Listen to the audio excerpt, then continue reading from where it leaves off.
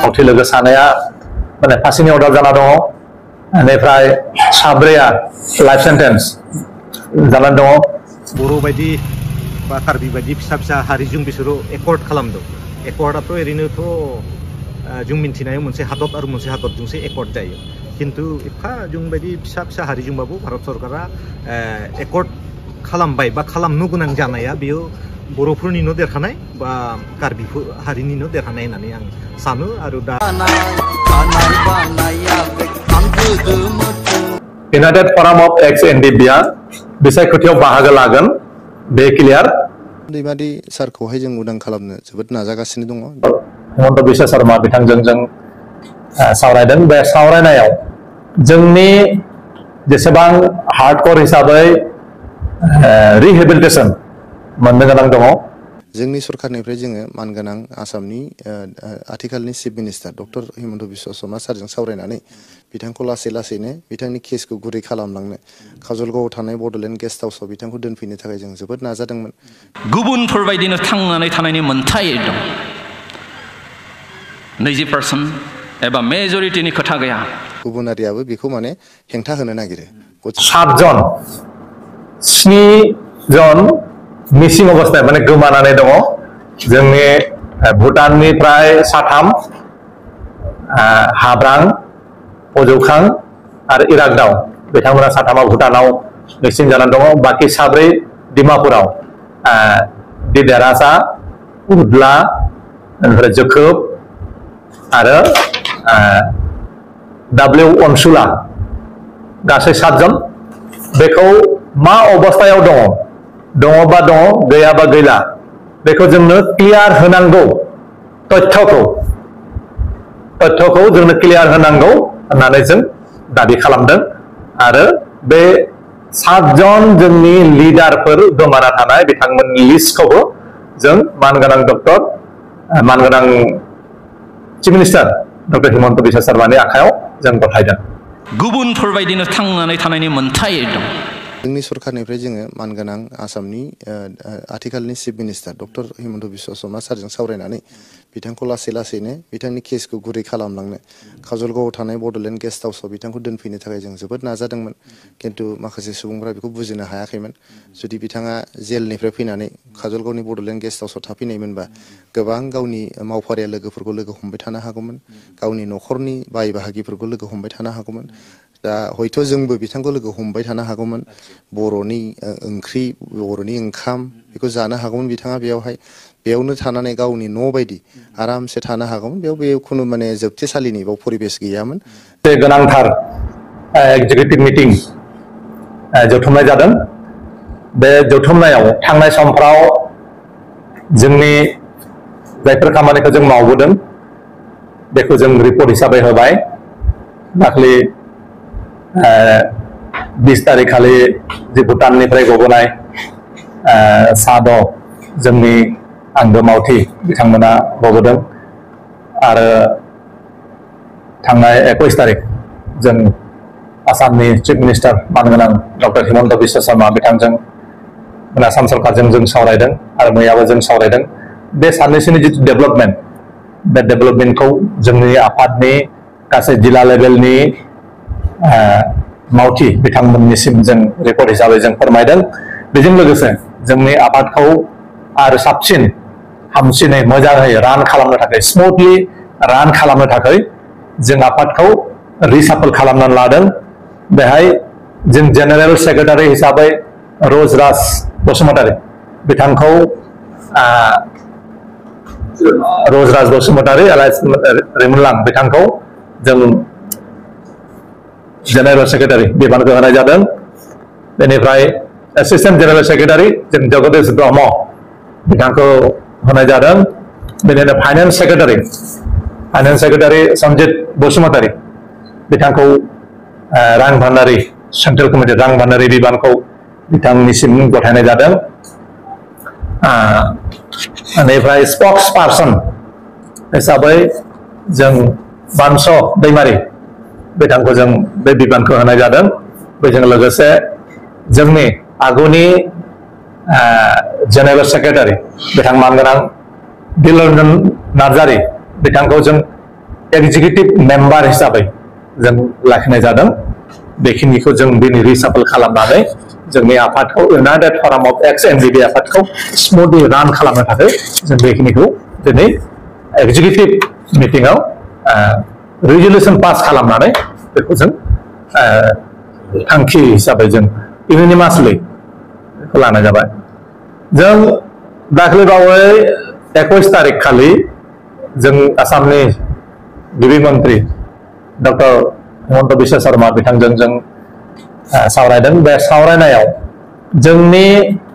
जेसेबां हार्डकोर हिसाबै रिहेबिलिटेसन मोननो गोनां दङ बिनि सायाव जों सावरायदों आरो बिथाङा बेखौ डिसेम्बर मासनि भितरावनो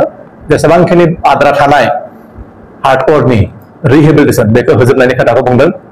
बिनि अनगायै मुंख्लं नखरनिसिम जितु एसग्रेसिया हिसाबै अनसुंथाइ हिसाबै होनो गोनां गोबां बाखि दङ बेनि गेजेराव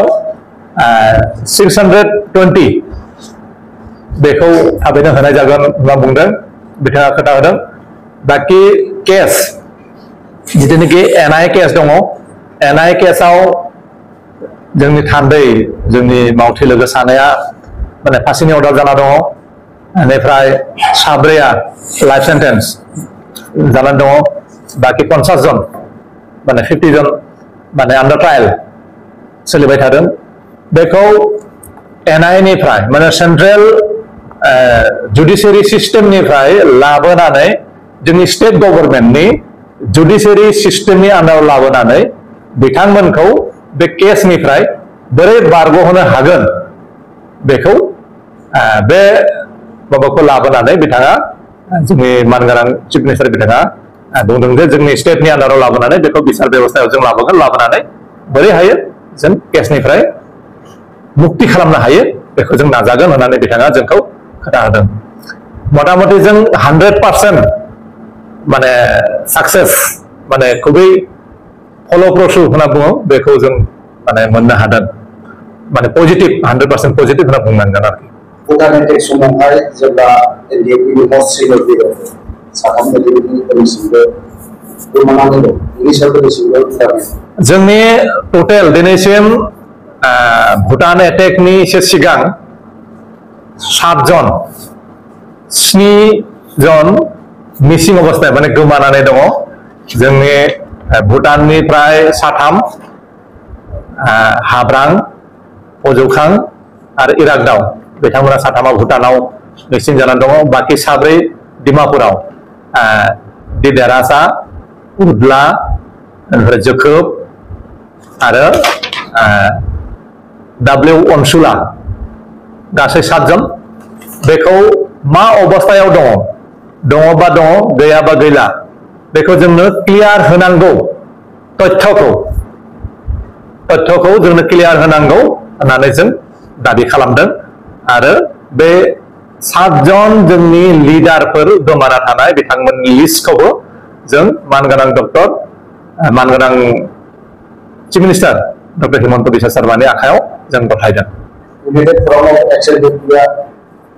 थांनाय 14 सेप्तेम्बरावहाय उदालगुरियाव मोनसे खुंनाय जादों आरो सानजाहा मोनसे गहपुराव मोनसे खुंनाय जादों इउनाइटेड फराम अफ एक्स एनडिएफबिआ एक्सेप्ट जादों जोंना जेबो गोनो गोथो गैया जों किसुमान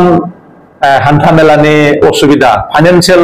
क्राइसिसनि थाखाय जोंनि सेन्ट्रेल कमिटिनिफ्रायनो जों बेखौ बिथोन होदोंमोन जायफ्रा गहपुरा एसे गोजानबो जायो जायफ्रा एटेन्ड जाहैनो हाया बिथांमोना गावबागाव जिल्ला कमिटिफ्रा बे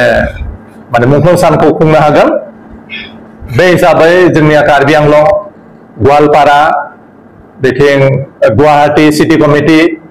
आरो बाक्सा आरो होजोंहाय धेमाजि बिथांमोना